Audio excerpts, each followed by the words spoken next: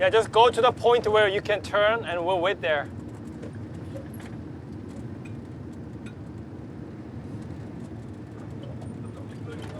Yeah, you don't have to go down. 14,725km. 지구 반바퀴에 맞먹는 이동거리. 그는 대체 왜 이 길을 걸었을까? 2000년 전 그의 흔적을 찾아 여기에 왔다.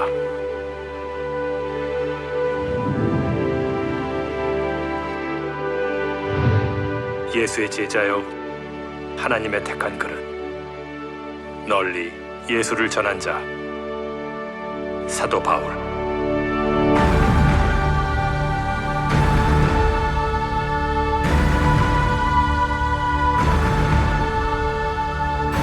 바울이 이 길을 걸었다고 생각해 보세요.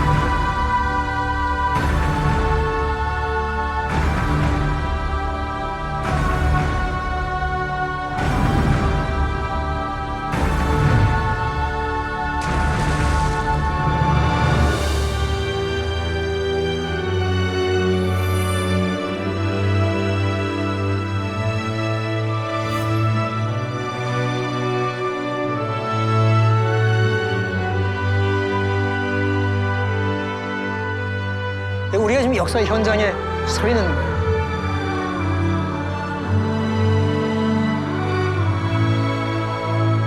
성경의 행간 속 미처 발견하지 못했던 그가 전하고자 한 이야기는 무엇이었을까?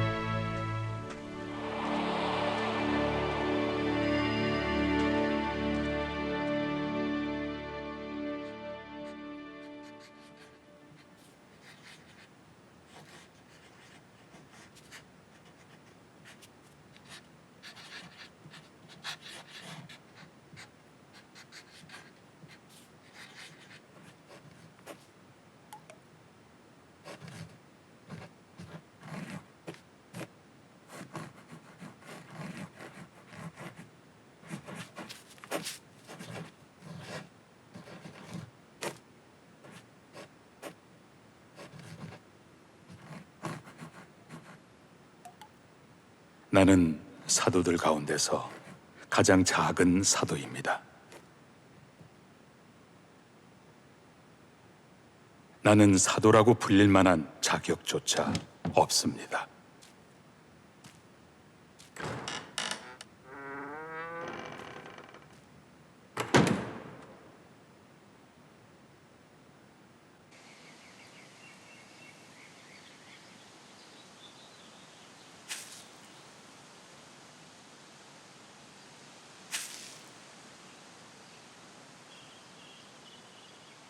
그러나 나는 하나님의 은혜로 오늘의 내가 되었습니다.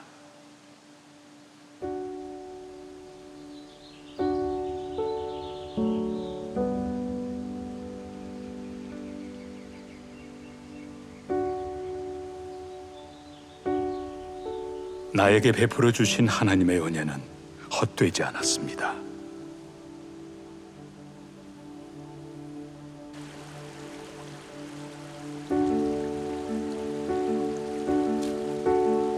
나는 사도들 가운데 어느 누구보다도 더 열심히 일하였습니다.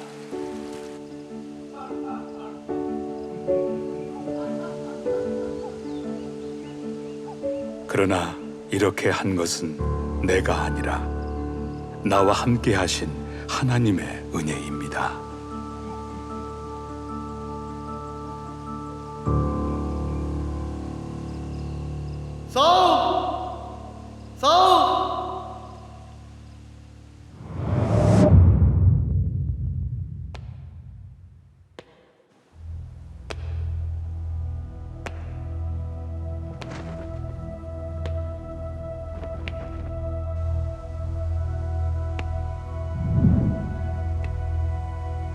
기독교 역사상 가장 위대한 전도자로 알려진 사도 바울.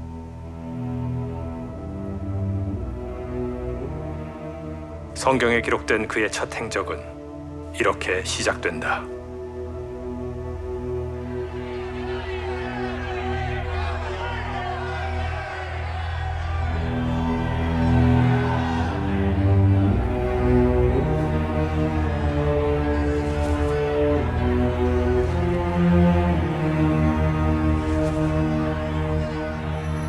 분노에 찬 사람들이 한 사내를 향해 돌을 퍼붓고 있다.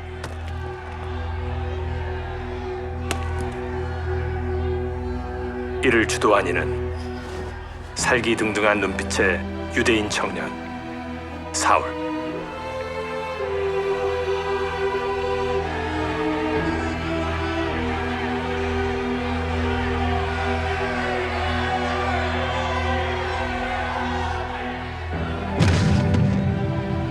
결국 사내는 목숨을 잃었다. 초대교회의 첫 순교자 스데반이다. 그가 예수의 복음을 전해 신성한 하나님의 이름을 모독한다 여겼던 사울. 그는 교회를 향한 핍박에 누구보다 앞장섰다.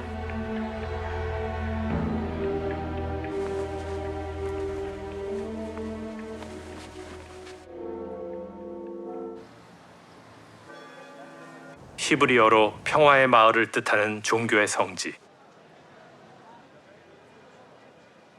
부유한 유대인 가정 출신으로 당시 특권층에 해당하던 로마 시민권자 사울. 최고의 랍비를 꿈꾸며 명망 높은 율법학자가 사는 이 도시로 일찍이 유학을 온다.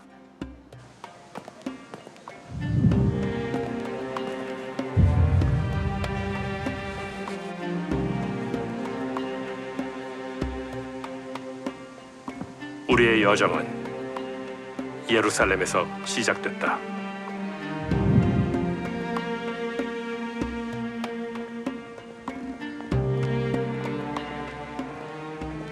누구보다 하나님을 열심히 섬겼던 청년 사울. 문제는 무지에서 비롯된 열정과 그릇된 신념이었다.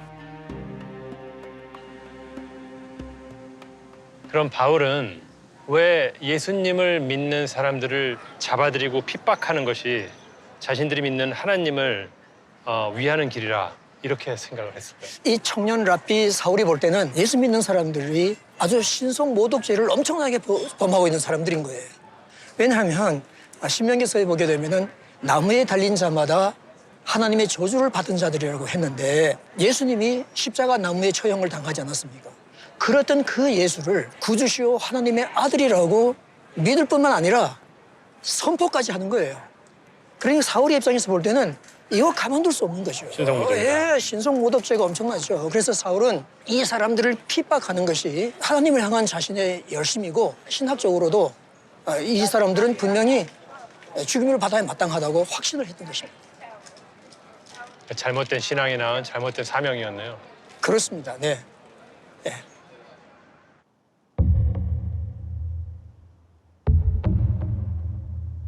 핍박의 그늘은 더 짙어졌고 예수를 믿는 자들은 박해를 피해 유대와 사마리아 도처로 뿔뿔이 흩어졌다.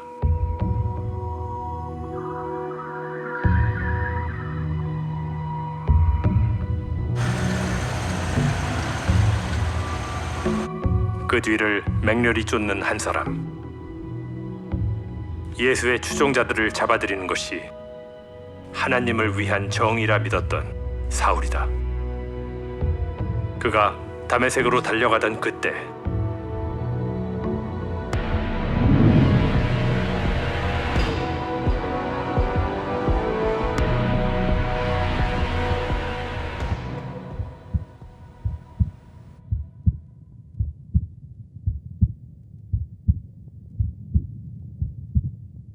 눈부신 빛과 함께 들려온 나지막한 음성. 그는 물었다.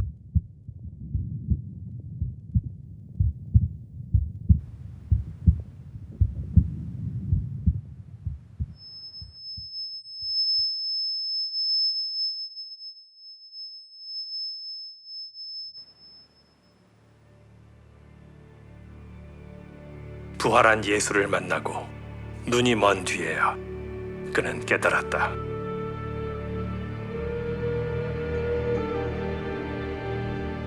자신이 부정했던 예수가 하나님이 약속한 메시아이며 신앙의 실천이라 여겼던 자신의 행동이 예수를 향한 핍박이었다는 사실을.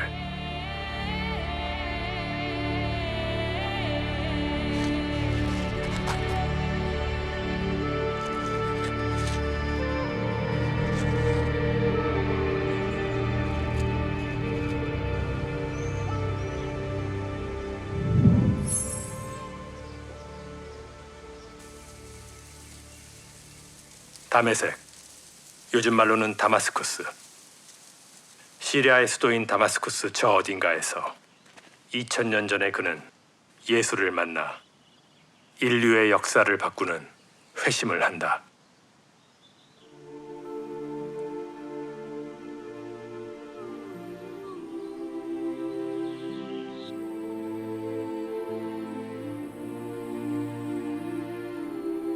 사흘간 보지도 먹지도 마시지도 않았던 사울.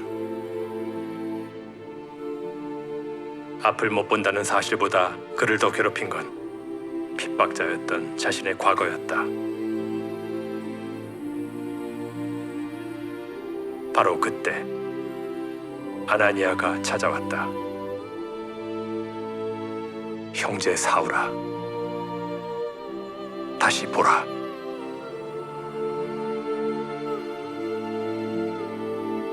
이어 그는 가히 놀라운 예수의 메시지를 전해 듣는다.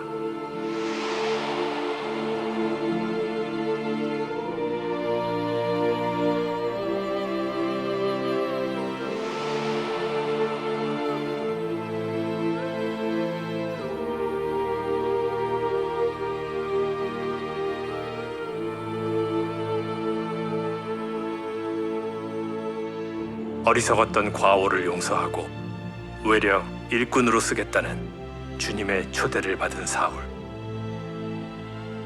최악의 핍박자가 이방인의 사도로 부름받는 순간이었다.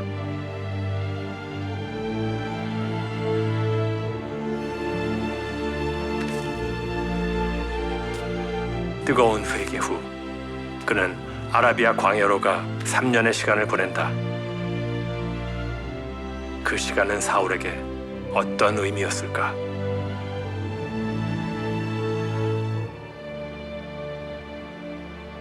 하나님께서 아주 고강도 훈련을 시키기 위하여 바울을 아라비아 광야로 불러내셨다. 그렇게 생각합니다. 왜 고강도 훈련을? 생각해 보세요. 사울은 엘리트 코스만 받아왔습니다. 부유한 집안에서 태어나서 뭐 별 어려움 없이 자랐을 수 있고. 자기의 그 배경과 학벌과 또 받는 여러 가지 인정 이런 걸로 얼마든지 사회받은 사람이에요. 그러나 바울은 앞으로 그렇게 생각하면 안 됩니다. 하나님께서 그 당신의 종들을 기르시는 것을 보면은 가끔 광야로 불러내셨어요. 사실 아라비아 광야를 보면 그렇구나 하는 생각을 그렇죠. 할 수밖에 없을 것입니다. 네. 아무데도 기댈 데가 없죠. 많이 들이 되었습니다. 네.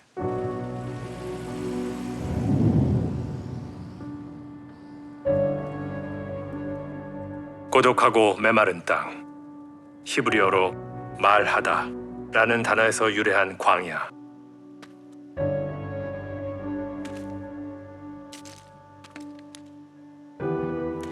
빛을 지향하는 존재로 거듭난 그는 그곳에서 귀 기울였을 것이다. 고독한 가운데 또렷이 들려왔을 주의 말씀을.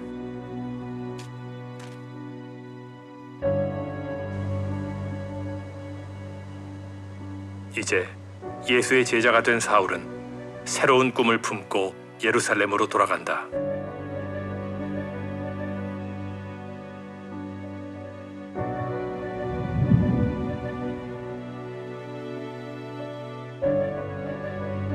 사람들의 시선은 싸늘했다. 함께 교회를 핍박했던 유대인들에게 다시 돌아온 사울은 처단의 대상, 배신자였다.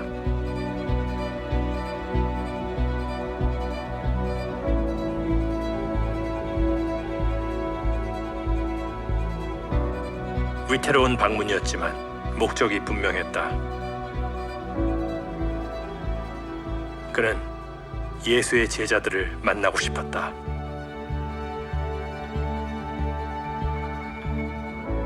하지만 그들에게 사울은 여전히 의심스러운 핍박자이자 회방꾼. 사울의 회심 소식을 이미 알고 있던 사도들도 반신반의했다.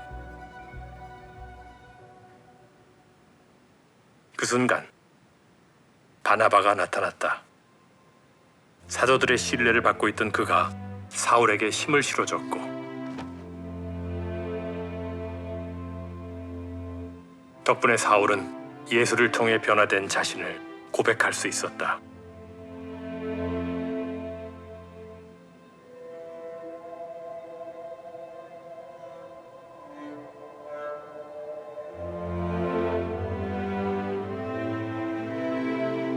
사도들의 으뜸인 베드로와 15일을 함께 보낸 사울. 사울은 예수의 가르침을 청했고 베드로는 그를 믿음의 벗으로 받아들였다.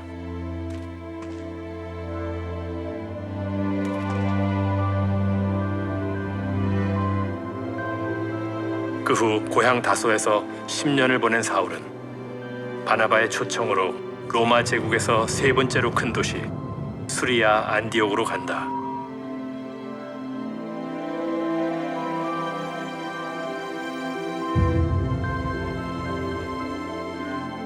예루살렘의 유대인 성도들은 이곳으로도 흘러 들어왔다.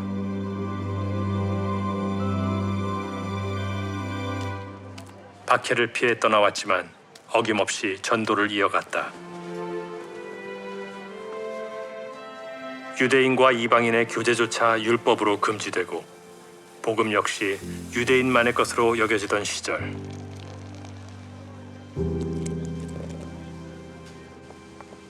서로 뒤섞여 살게 되면서 복음은 이방인에게도 자연스럽게 전해졌고 이방인과 유대인이 함께 세운 최초의 이방 교회가 세워진다.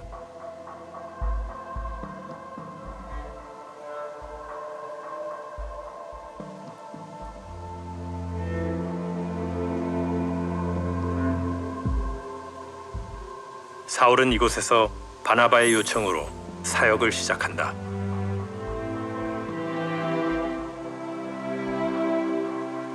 안디옥 교회의 유일한 흔적이 남아있는 동굴 교회를 찾았다.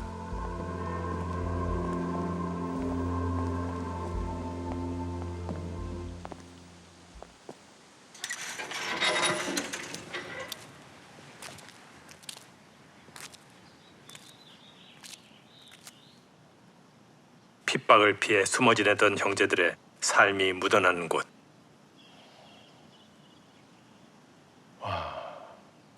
정말 이 동굴에서 숨어서 예배드리는 사람들의 심정이 어땠을지. 저는 이 교회가 제가 여태까지 와본 그 어떤 교회보다 더 정말 예배당 같은 그런 느낌이 드네요.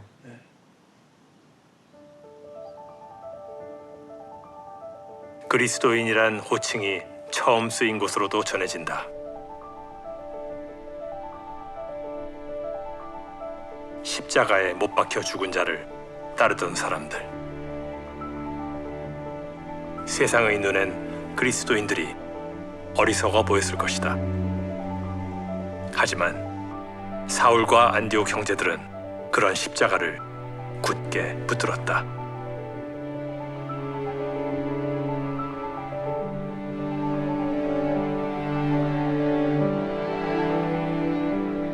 그러던 어느 날 다 같이 모여 기도하던 중 사울과 바나바를 따로 사용하겠다는 하나님의 음성을 듣는다.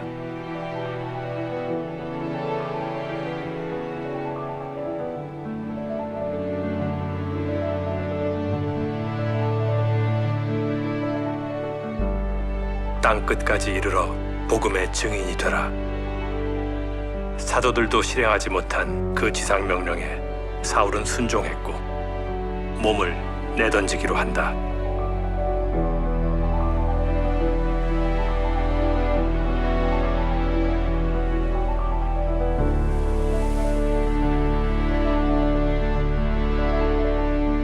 안디옥 교회는 해외로 선교사를 파송한 첫 교회가 되고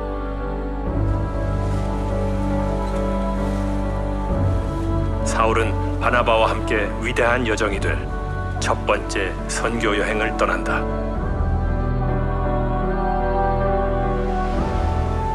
실루기아 항구를 출발해 바나바의 고향인 살라미아와 바보를 거쳐 내륙의 버가로 향했다.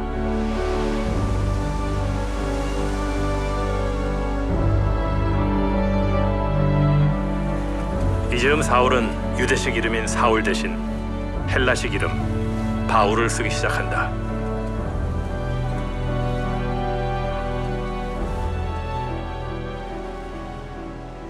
이방인 선교에 헌신하겠다는 각오로 내디딘 운명의 발걸음.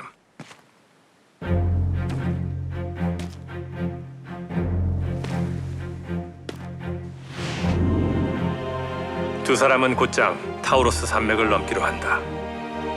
다음 목적지 비시디아 안디옥으로 가려면 다른 방법이 없었다.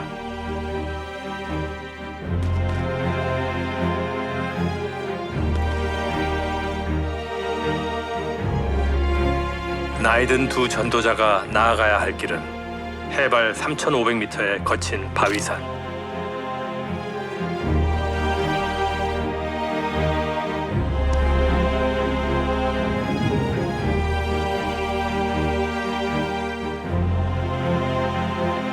좋기 보름은 더 걸렸을 고행 끝에 마침내 그 땅에 도착한다.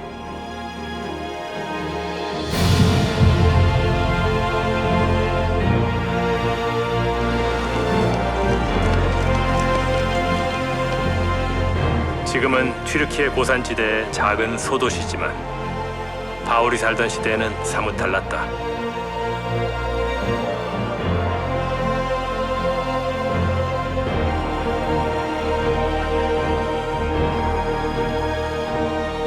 도시 부지 14만여 평, 도시를 감싼 성벽만 3km. 이미 유대인 공동체까지 형성된 대도시였다.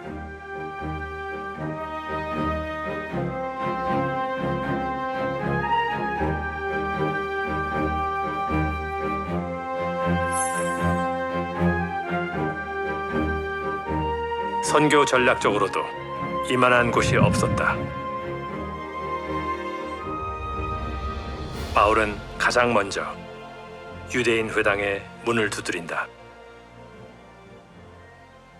사도 바울은 이방인의 사도로 부름을 받았지만 유대인들이 구원을 받아야 된다는 데 대해서 엄청난 열망을 가지고 있었어요. 네. 첫째, 이스라엘의 역사를 쭉 훑으면서 네.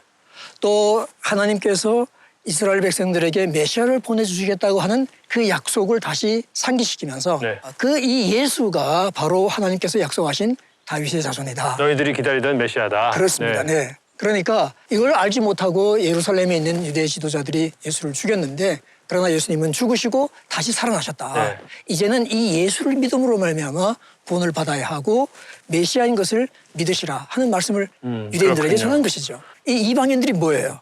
창조주 하나님을 모르는 모르죠. 사람들 아닙니까? 네. 창조주 하나님이 살아계신 하나님이 있다. 네. 사람을 만들고 우주 만물을 만든 하나님이 있다는 것을 설명하고 예수님이 누구신가, 예수님이 우리를 죽으시고 부활하셨다는 내용을 전한 것이죠. 그렇군요. 네.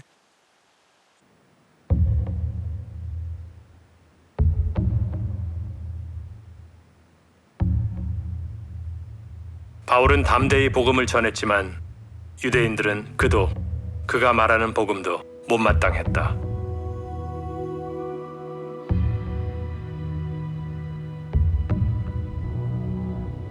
환대받지 못하는 자.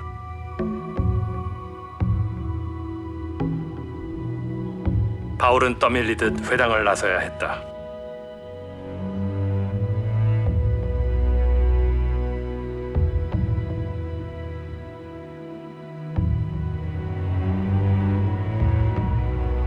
그럼에도 바울은 이고니온에서 다시 루스드라로 전도를 멈추지 않고 기류의 여정을 이어간다.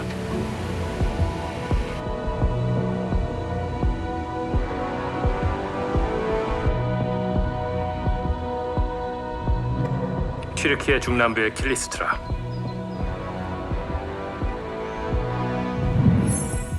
응회암 바위 절벽이 병풍처럼 펼쳐진 이 일대는 박해받는 그리스도인들의 피난처가 되주었다.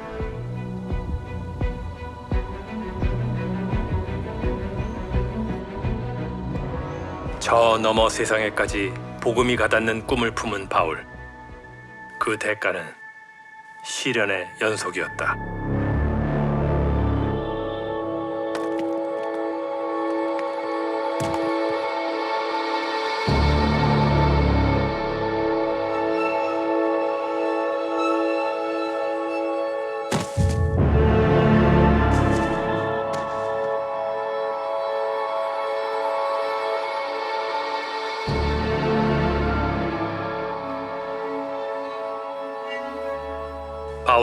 루스드라까지 쫓아온 유대인들에 의해 죽음에 내몰린다.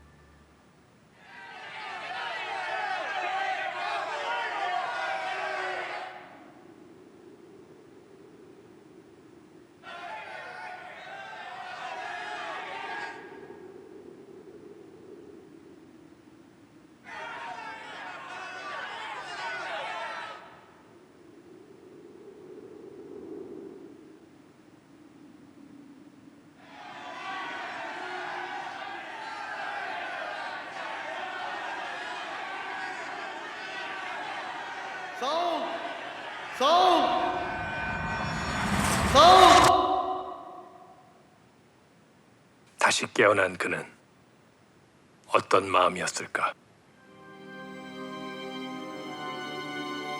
바울은 안디옥으로 돌아가기로 한다. 생명의 위협을 당했던 지난 선교지들을 한 곳 한 곳 되짚어간 바울. 빚진 자의 마음으로 걷는 길 위에서 그를 또 한 번 살린 하나님의 뜻을 이으리라 다짐한다. 2년간 2370km를 오갔던 1차 전도 여행이 끝났다.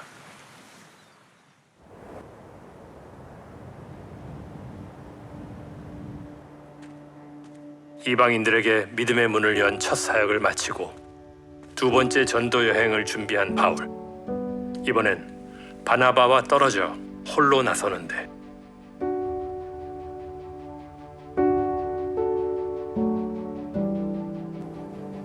낯선 길 위엔 새로운 만남이 있었다.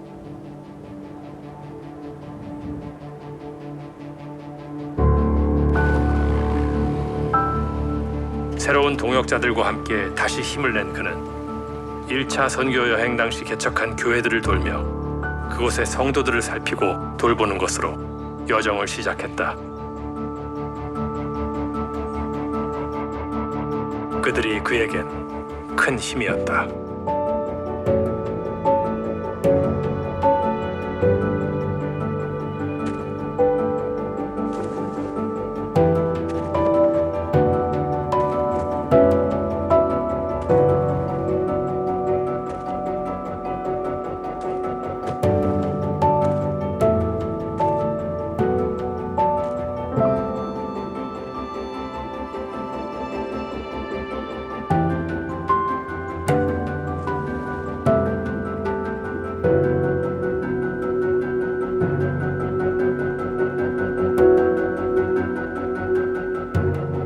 더 많은 이들에게 복음을 전하고자 일생을 길 위에서 보낸 바울. 스스로 신앙의 본이 되기 위해 무던히 애썼다.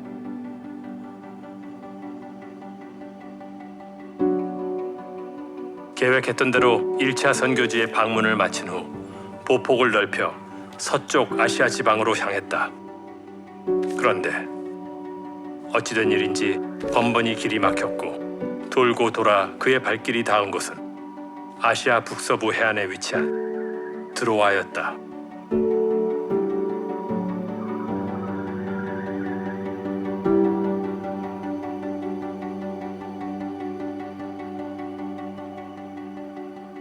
무슨 연유로 계획에도 없던 여기까지 오게 된 걸까? 바울은 묻고 또 물었다.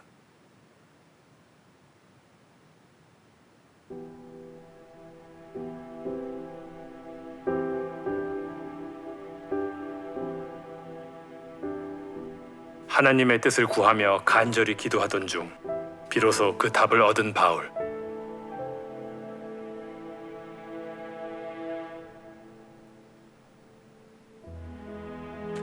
한밤중 마게도냐 사람의 환상을 본 것이다. 귀 기울인 자만이 들을 수 있는 하나님의 부르심. 바울은 망설임 없이 나아갔다.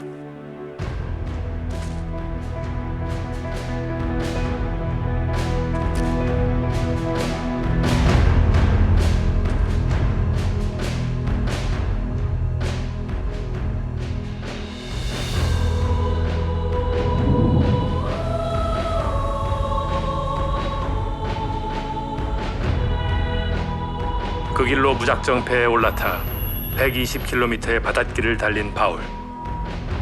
아시아와 유럽을 잇는 마게도냐의 첫 관문 네아폴리에 도착한다.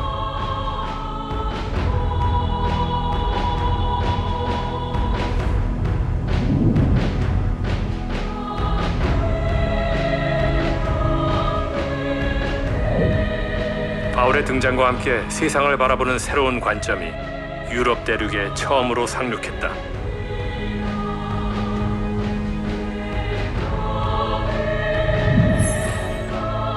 그는 발길을 재촉해 일명 작은 로마,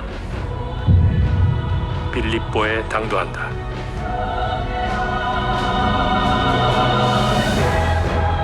빌립보 외곽을 흐르며 이곳 사람들의 젖줄이 되어준 지각티스 강줄기. 바울은 그 강가에서 유럽 복음화의 씨앗이 된 만남을 갖게 된다.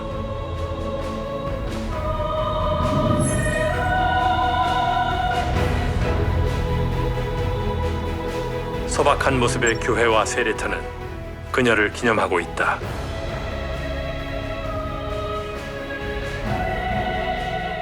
회당이 없던 탓에 사람들은 옛 전통에 따라 강가에 모여 기도했고 그녀 루디아도 거기 있었다.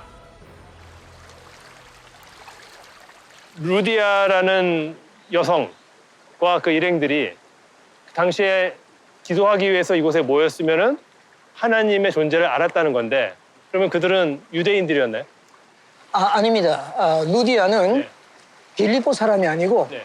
아시아 속주에 있던 두아디라에 있는 여인이었어요. 네, 예. 근데 그 사람은 원래 이방인이지만은 아마 두아디라에 있을 때에 유대인들과 접촉이 있었던 것 같아요.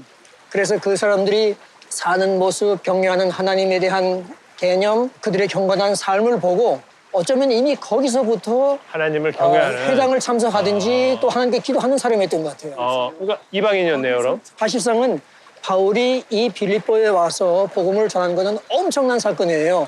유럽 교회, 앞으로 향후 2000년 동안 세계 기독교의 중심이 될 선교 첫 번째 본산지 이 도시가 빌립보인데 거기서 첫 번째 만난 사람이 여인이고 과부고 이민 온 사람이었어요. 바울은 모두의 무시를 받던 그녀에게도 복음을 전했다. 출신과 성별 그 무엇도 진리를 전하는 데 걸림돌이 될 수는 없었다. 바울에게 예수를 믿는다는 건 그런 것이었다. 덕분에 루디아의 온 가족은 예수를 믿게 됐고 루디아의 집은 유럽 최초의 교회 빌립보 교회의 전신이 된다.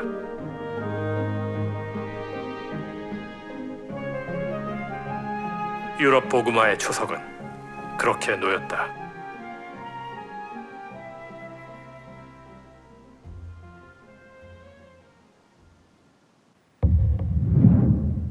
그러나 바울에게 예상치 못한 고난이 닥쳐온다.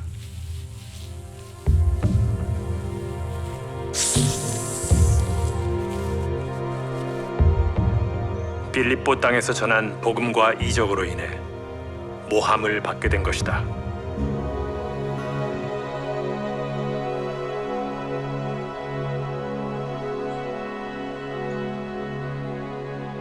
결국 감옥에 갇히고 만 바울 일행.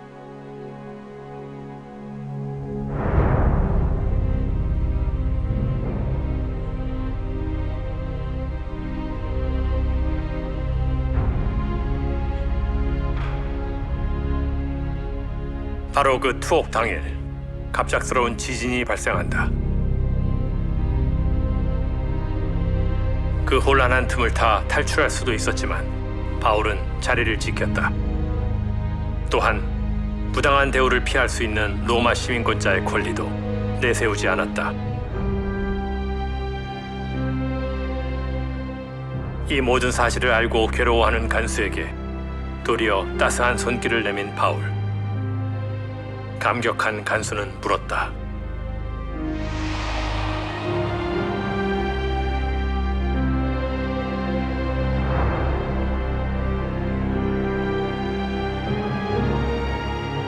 돌아온 대답은 짧지만 분명했다.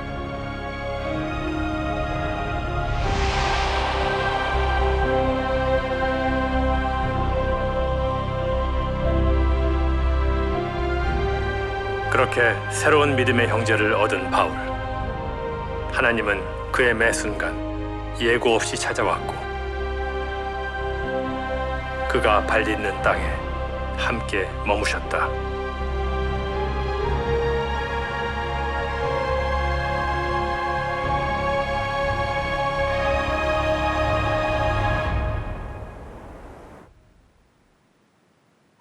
빌립보를 떠난 바울 일행은 데살로니가를 거쳐 베레아에 도착했으나 또다시 공격하는 세력에 쫓긴다.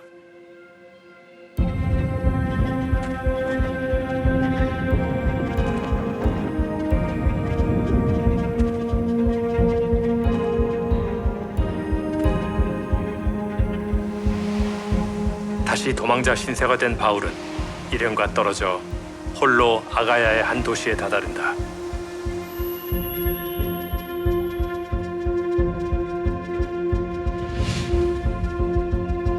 충격적이었다. 마치 하나의 거대한 재단 같은 도시.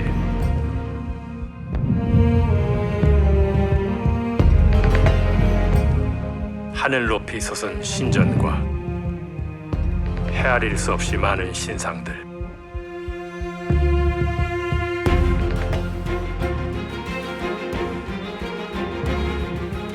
민주주의의 발상지이자 철학의 요람으로 꼽히는 아덴이었지만 시민들의 일상 깊숙이 우상 숭배가 파고들어 있었다.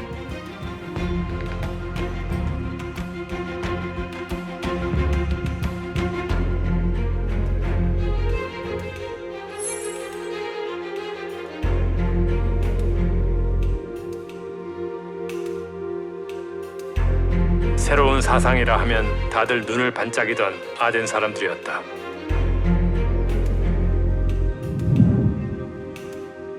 바울은 아덴의 철학자와 지식인들에게도 복음을 전했다.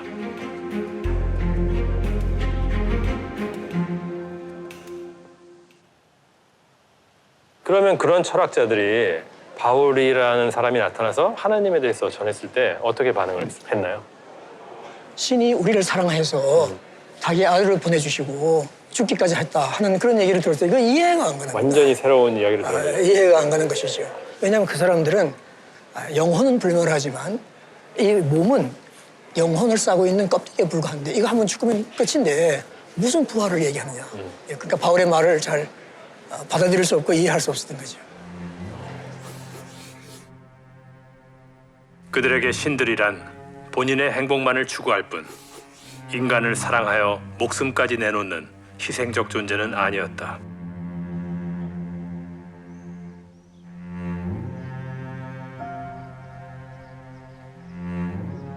우리는 바울의 다음 발자취를 따라갔다.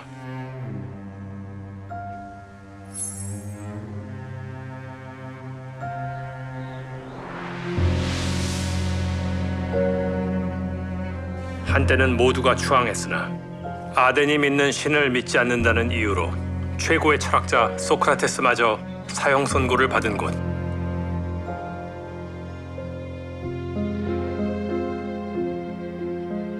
바울은 이곳에서 아덴 시민들에게 인류를 구원하기 위해 스스로 희생제물이 된 예수에 대해 전한다.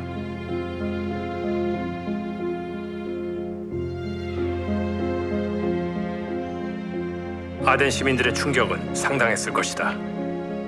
하지만 그날 바울이 전한 복음은 당장의 많은 결실은 맺지 못했다.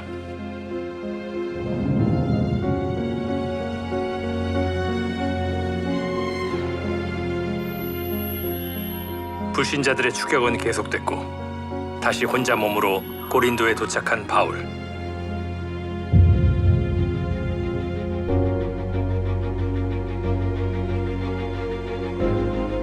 3000년 전부터 사람이 살았다는 고대 도시 고린도. 지중해와 아오니아해를 잇는 세계적인 무역항이 자리한 상업 요충지.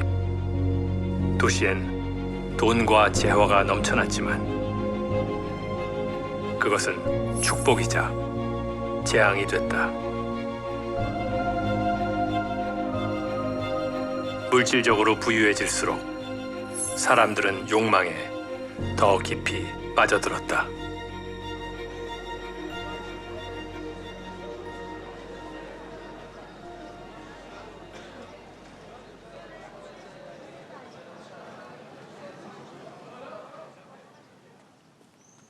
세월의 풍파에 이젠 폐허로 남은 향락의 도시.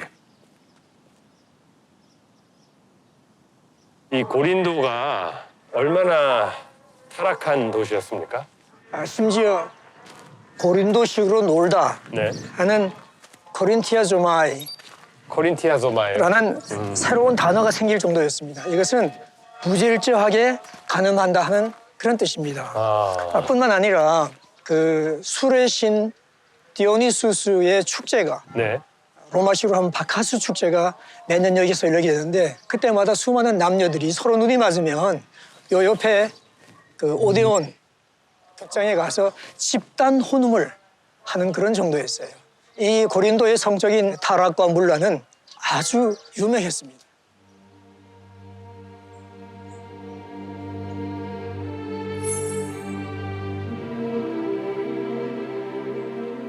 사사로운 욕망에 눈이 멀어 진리가 외면되는 세상.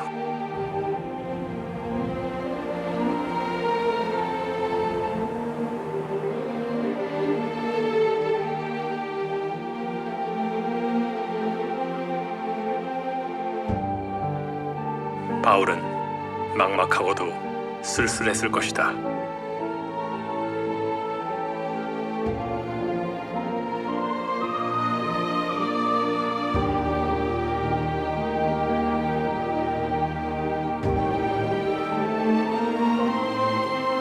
하지만 하나님은 그를 홀로 두지 않고 보여주셨다. 거대한 어둠 속에 빛나는 별도 함께 있음을.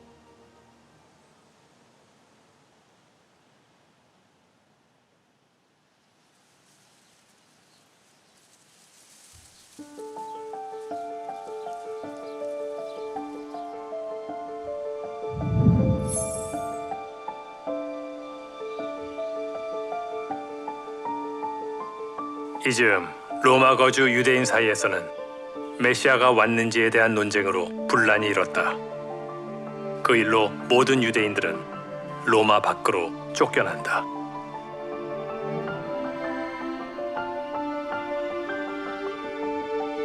로마를 떠나 고린도에 정착한 무리 중엔 브리스길라, 아굴라 부부도 있었다.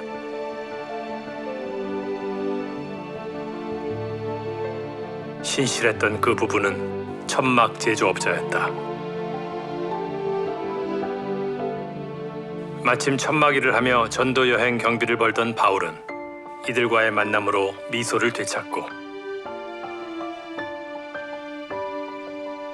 길고 고단한 선교 여정 중 큰 위로를 받는다.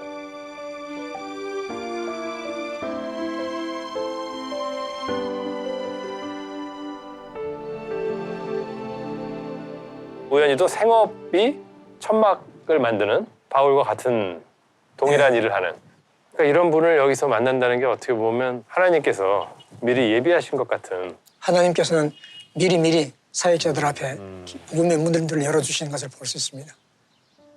기쁜 소식은 또 찾아왔다. 박해에도 불구하고 데살로니가 성도들이 믿음을 지켜냈다는 것.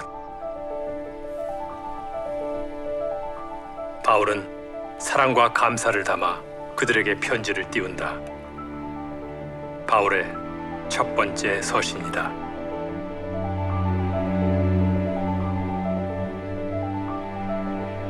형제 자매 여러분, 우리는 기도할 때마다 여러분을 기억하고 있습니다. 우리가 잠시 여러분을 떠난 것은 얼굴이요, 마음은 아닙니다. 항상 기뻐하십시오. 쉬지 말고 기도하십시오. 범사에 감사하십시오. 이것이 그리스도 예수 안에서 여러분에게 바라시는 하나님의 뜻입니다.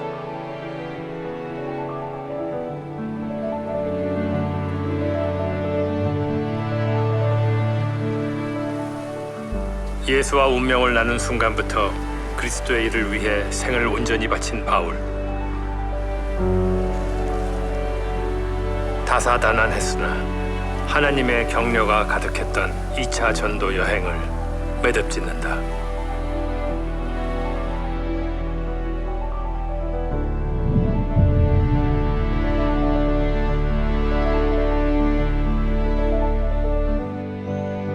바울은 다시 안디옥으로 돌아왔다.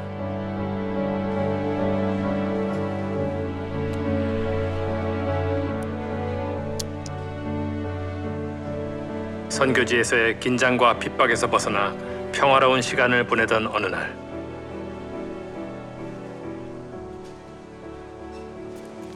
바울이 공개적으로 베드로를 책망하는 사건이 벌어진다.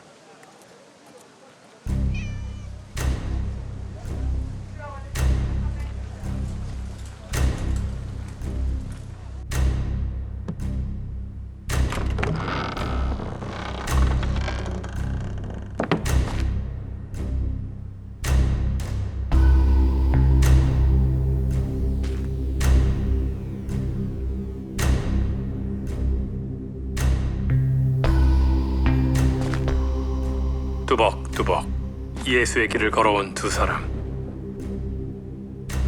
바울은 다른 사람도 아닌 예수의 수제자 베드로를 엄하게 꾸짖었다.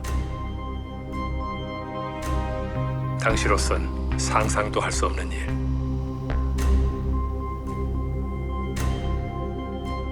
흔히 안디옥 사건으로 불리는 상황의 전말은 이러했다.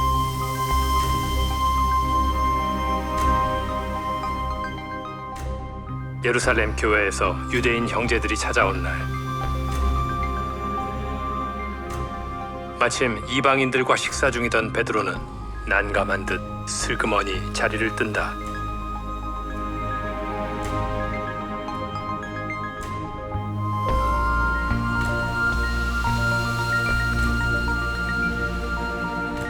이를 알게 된 바울은 장벽 앞에 놓인 심정이었다. 야, 이거 지금 예루살렘 교회 안에서 유대인과 이방인의 관계 가운데서 지금 변화가 지금 심각하게 일어나고 있구나. 그런데 지금 바울이 1차, 그다음에 2차 선교 여행까지 마치고 돌아온 상황에서 상당히 달라지는 거예요. 말하자면은 이방인들도 율법을 지켜야 하는 쪽으로 점점 나가고 할례 율법 정도가 아니라 이제는 식사법까지도 지켜야 된다고 하는 세력이 확장됐기 때문에 베드로가 두려워한 거죠. 한 사람 지도자가 이거 흔들게 되면 거의 다른 데 영향을 끼치는 거예요.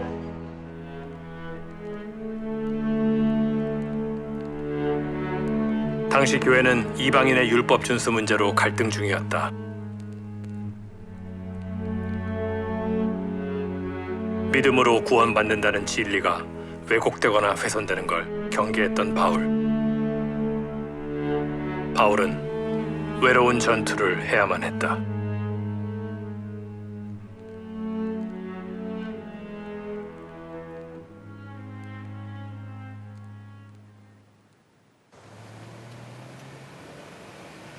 세 번째 선교 여행에 나선 바울은 내내 전도를 소망했던 아시아 속주의 수도 에베소를 향해 달려갔다.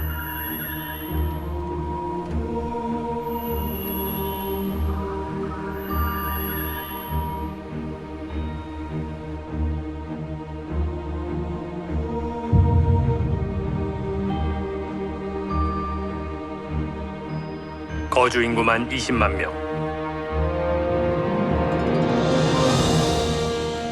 거대 항구 도시였던 에베소의 위상은 수많은 건물과 유적을 통해 짐작할 수 있다.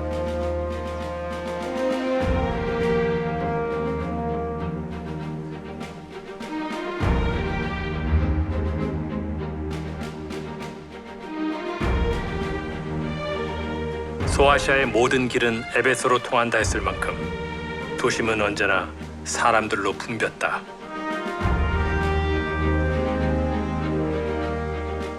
바울이 에베소를 오랫동안 마음에 품은 이유다. 규모가 아주 어마어마합니다. 그렇죠. 지금 보이고 드러나는 것이 옛날 모습의 30% 정도밖에 안 된다 그러니까 정말 대단하죠. 네. 아름답고 웅장한 건물들 중에서도 특히 위용을 자랑하는 건 셀수스 도서관이다.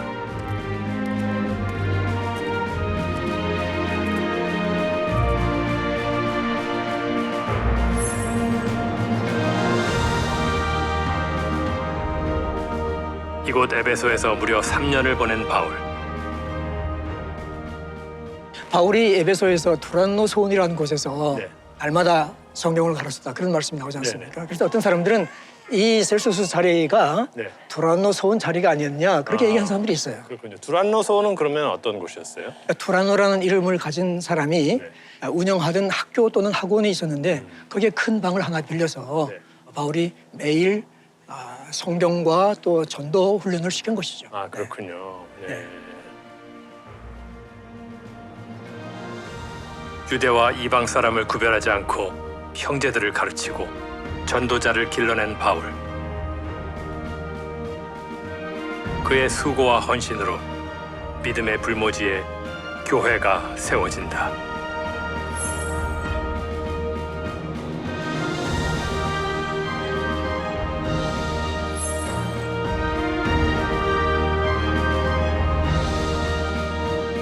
복음은 빠르게 퍼져나갔고 에베소는 아시아의 복음 전진기지가 되었다.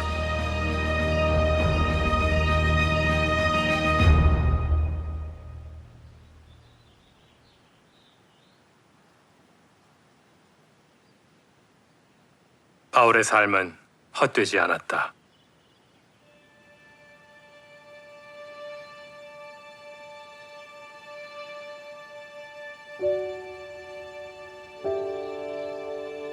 나는 어느 누구에게도 얽매이지 않는 자유로운 몸이지만 많은 사람을 얻으려 스스로 모든 사람의 종이 됐습니다.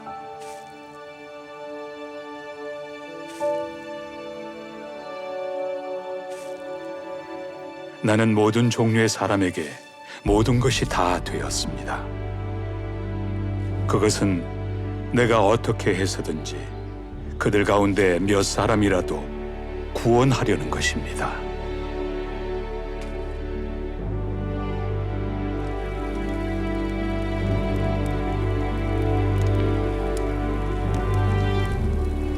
에베소에서의 부흥의 열기는 뜨겁게 타올랐다.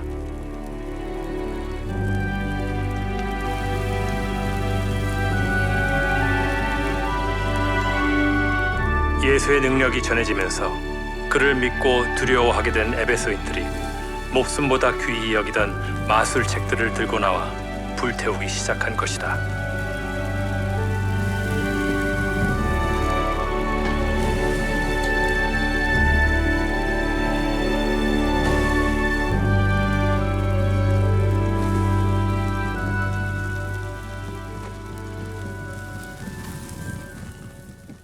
사실 에베소는 마술의 도시이자 지중해 연안 최대 신상 수출 도시였다.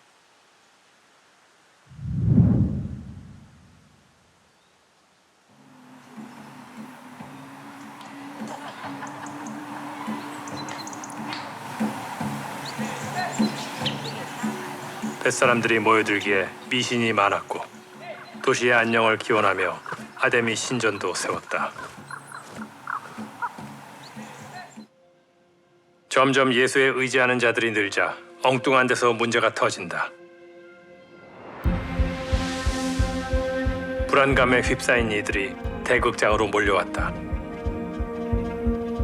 와, 규모가 아주 그냥 어마어마합니다. 한 2만 5천 명 정도 앉을 수 있는 그런 곳이었습니다. 네.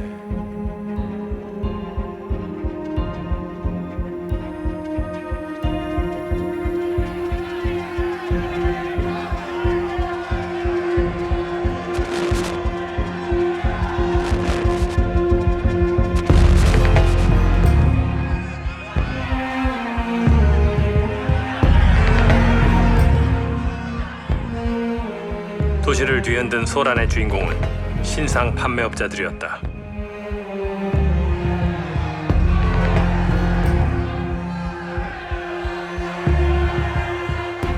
바울이 전하는 복음으로 벌이가 줄어들자 그에 대적하여 난동을 피운 것이다.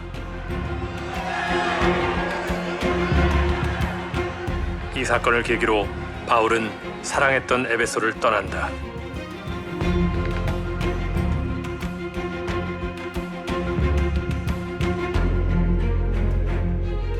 그의 길엔 영광과 시린 고난이 늘 함께였다. 그래도 낙심하지 않고 하나님의 꿈을 싣고 마게도냐로 향한 바울. 그때 비수 같은 소식이 날아든다. 유대 율법주의자들이 이방인 형제들을 속여 할례를 시키고 율법을 가르친다는 것. 불길한 움직임은 갈라디아 전역으로 번졌다.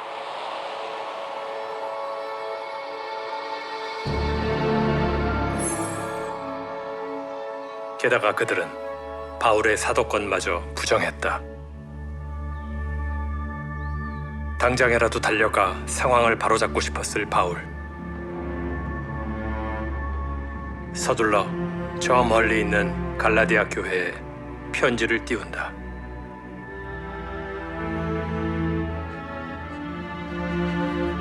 내가 전한 복음은 사람에게서 받은 것도 아니요 배운 것도 아니요 예수 그리스도의 나타나심으로 받은 것입니다. 어리석은 갈라디아 사람들이여, 예수 그리스도께서 십자가에 못 박히신 모습이 여러분의 눈앞에 선한데 누가 여러분을 홀렸습니까? 근데 왜 바울은 편지의 시작부터 자신의 사도권을 그렇게 강하게 주장을 한 걸까요? 그거는 사실 이 예루살렘에서 온 할레파 유대주의자들이 그 바울의 메시지를 부인하려면은 네. 메신저를 부인해야 됩니다. 네. 그래서 바울이 사도가 아니라는 걸 얘기한 거예요. 아, 그렇죠. 바울이 뭐 사도냐? 12사도도 아니잖냐. 뭐 자기가 다메섹 도상에서 예수님을 봤다 그러는데 그건 개인적인 경험이지 뭐 증인이 있어 누가 있어? 그 사람 사도가 아니야. 바울 입장에서는 굉장히 난감했을 것 같아요. 만일 이 할레파 유대인들이 주장하는 것처럼 율법을 지키고 할례를 받을 것 같으면은 예수 그리스도의 그 죽음과 부활을 믿음으로 말미암아 얻게 되는 그 구원이 사실상은 무용지물이 된다는 그렇죠. 것이죠. 네. 갈라디아 교회가 하나님의 의로 돌아오길 바라며 바울은 재방문을 약속했던 고린도로 간다.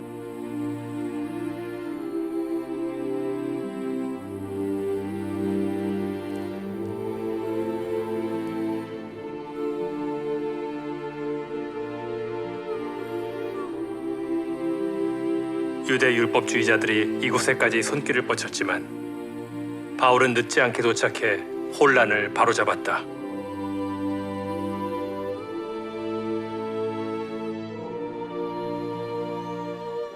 믿음으로 구원받는다. 자기 삶을 바쳐 지켜낸 그 진리와 함께 바울이 또 하나 강조한 건 구제 헌금이었다. 구제 헌금은 물질 그 이상의 것. 이방 성도들이 예루살렘 교회와 하나가 되어 더 나은 공동체를 만들겠다는 동참의 의미다.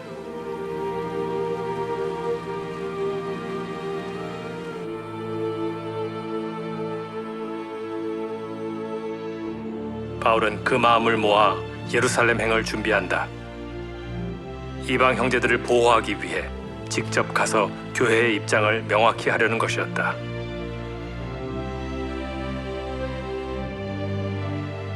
결코 녹록지 않을 여정을 앞두고 그는 또 편지를 쓴다.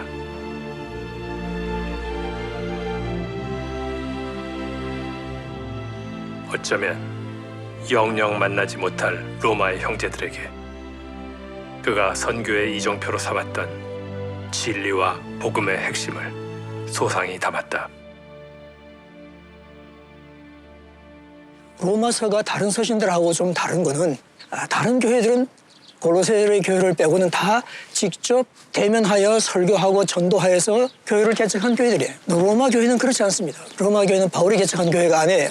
그렇기 때문에 바울이 자기가 누군가도 소개도 하고 그런 면에서 이 로마서에서 복음을 아주 체계적으로 네.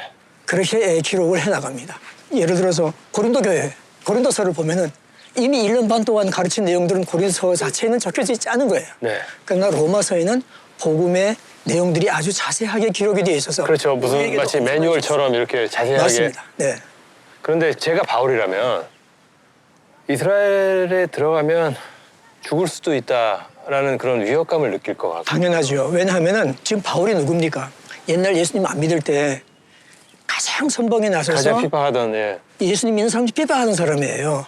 그런데 이 사람이 지금 예수님을 가장 전하는 사람이 됐으니까 네. 안 믿는 유대인들이 볼 때는 대천지 원수예요. 네네. 그러니까 바울이 예루살렘에 가서 죽을 수도 있다고 생각하고 이걸 썼기 때문에 사실상 로마서는 아주 심각하고 진지한 편지고 바울의 유언이라고 봐도 과언이 아닙니다. 대면하지 못할 성도들을 위해서 썼다면 그 편지는 결국 우리를 위해서 쓴 거네요. 그렇죠.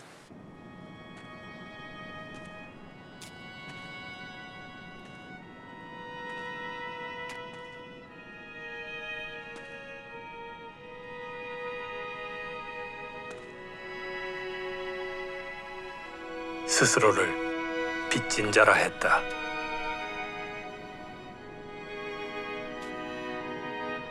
기뻐하는 이들과 함께 기뻐하고 우는 이들과 함께 울기를. 서로 사랑하는 것 외에는 아무에게도 빚지지 말기를.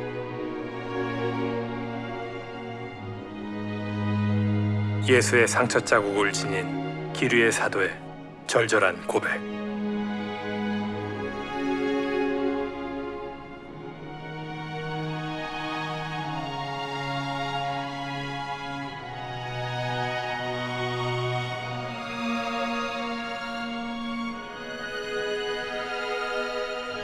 유언 같은 편지를 띄운 뒤 바울은 3년 동안 그에게 가르침을 받았던 에베소 장로들을 만난다.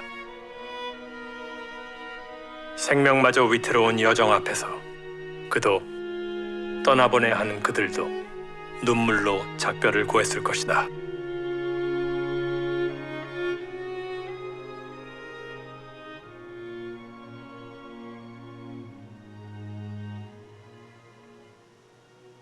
홀로 감당해야 할 시간이 찾아왔다.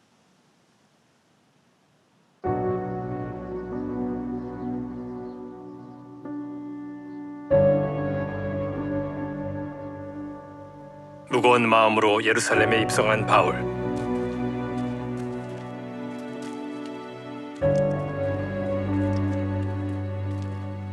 사도들과 예루살렘 교회 장로들을 만나기 위해 공회로 향했다.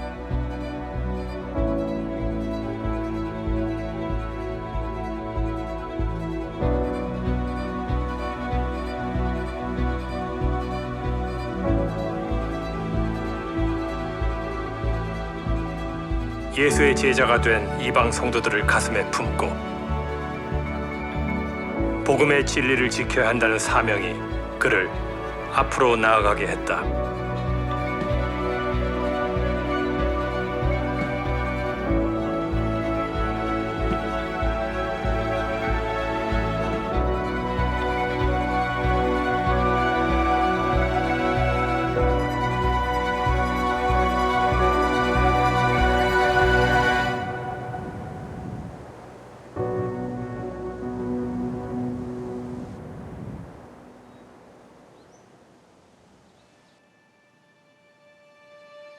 가슴 졸이는 시간 끝에 이방 교회가 전한 감사와 사랑은 잘 받아들여졌고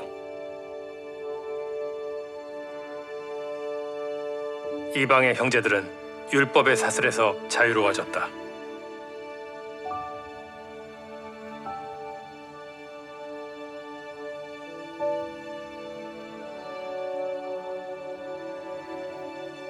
기도와 결단으로 이룬 값진 승리였다. 하지만 바울은 잊지 않았다.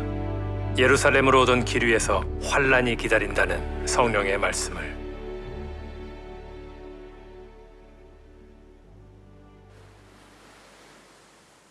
유대인들의 모함으로 바울은 곧 체포된다.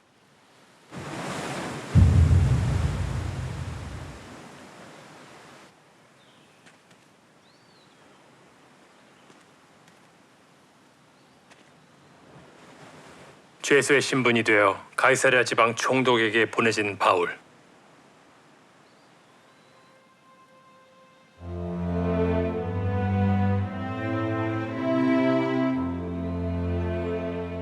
바울은 이곳 감옥에 2년간 투옥된다.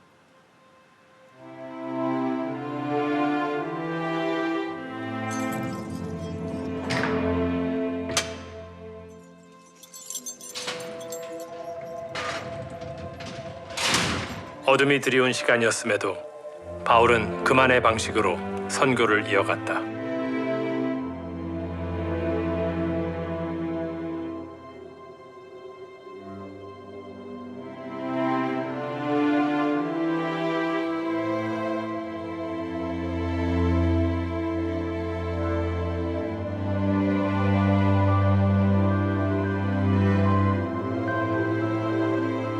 갇힌 몸이었지만 처음으로 육신이 안락했던 시간.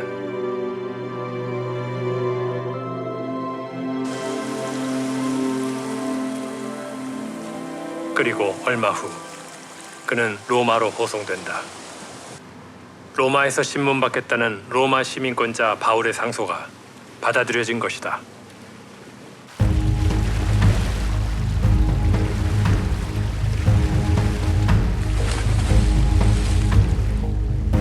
그에게 로마에 가서 전파하게 될 거라던 예수의 약속은 지켜졌다.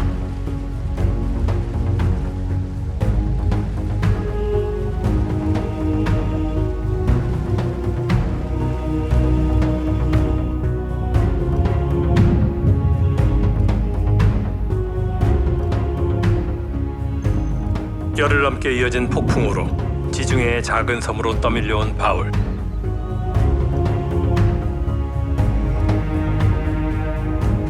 이 섬에서 겨울을 나고 봄이 되어서야 다시 출항한다.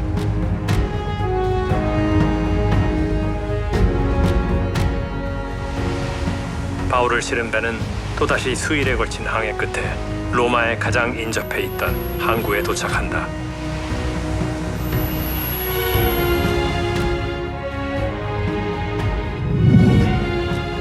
전도자로서의 신분은 아니었지만 바울은 그토록 열망했던 로마에 발을 들였다.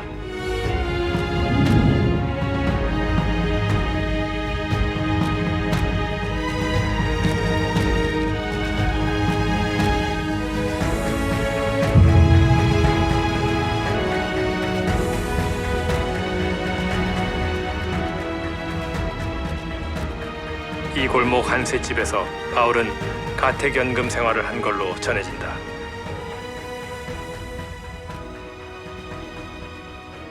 지금 이곳이 유대인 집성촌인가요? 지금도 그렇고요. 바울 시대 때도 마찬가지였습니다. 보세요, 여기. 코쇼 커피숍. 그죠? 지금도 유대인들이 여기 있고, 보니까 이스라엘 국기도 여기에 걸려있네요. 지금도 현재 여기가 지금 유대인들이 집성촌을 이루고 있어요.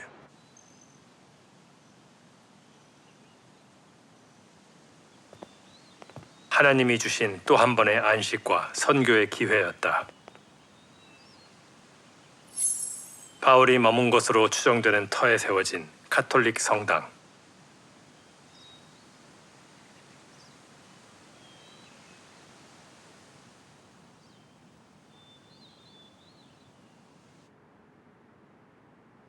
바울의 행적이 담긴 사도행전의 기록은 여기서 마무리된다. 그러나 학자들의 꾸준한 연구로 그의 행적을 마저 따라가 볼 수 있었다. 2년간의 가택연금 후 풀려난 바울.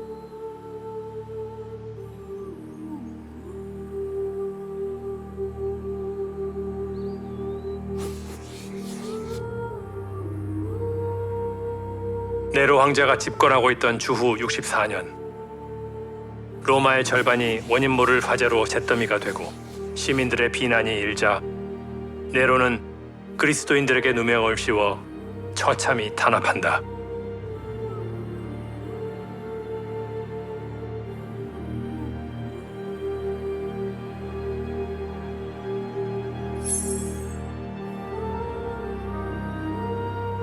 무고함에도 선동자로 지목된 바울은 중범죄자를 가둔 지하 감옥에 다시 수감됐다.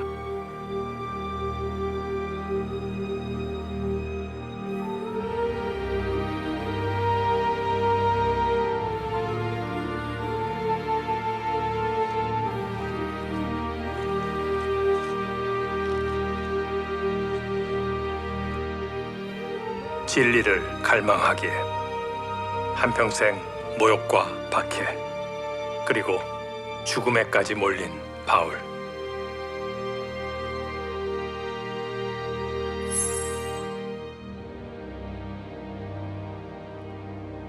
이후 바울은 이곳으로 이감돼 생애의 마지막 시간을 보낸다.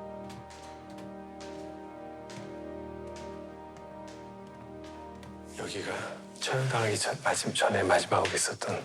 그래서 여기서 이미 사형 언도를 받고 있었던 것이죠.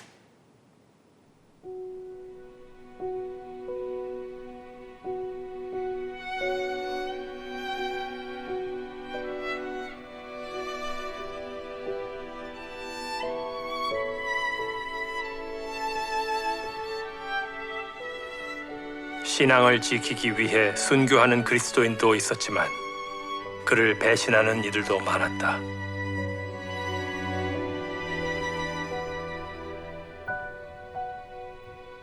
바울은 그들에게 허물을 돌리는 대신 극심한 박해를 견뎌야 할 남은 형제들을 위해 기도했을 것이다.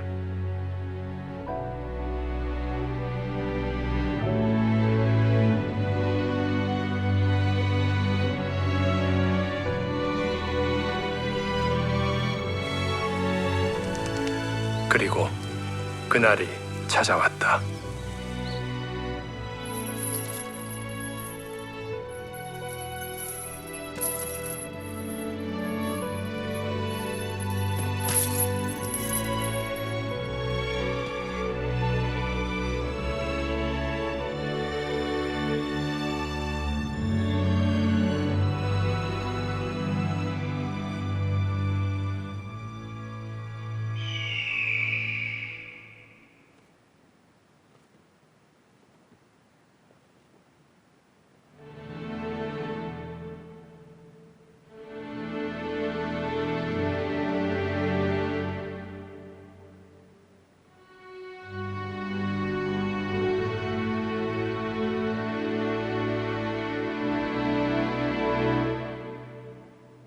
진실하게 살기 위해 평생을 몸부림쳤던 바울.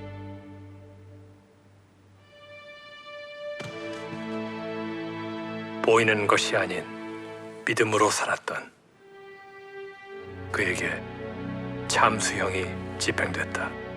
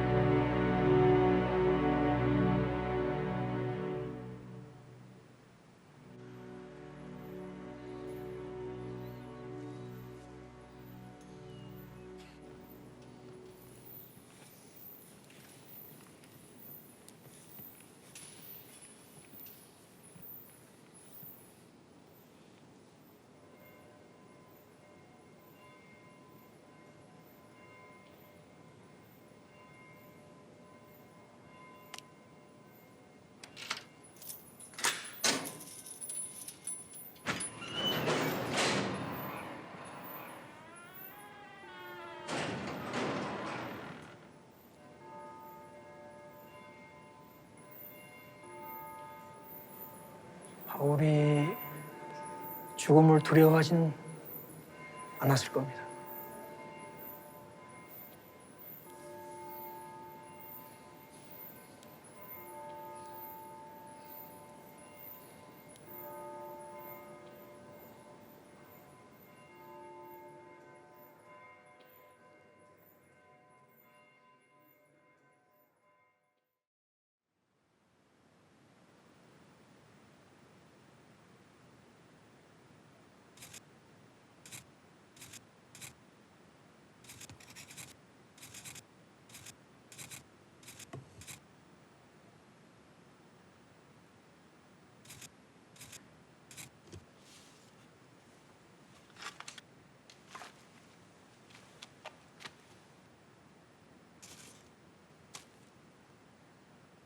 삶이 곧 메시지였던 바울.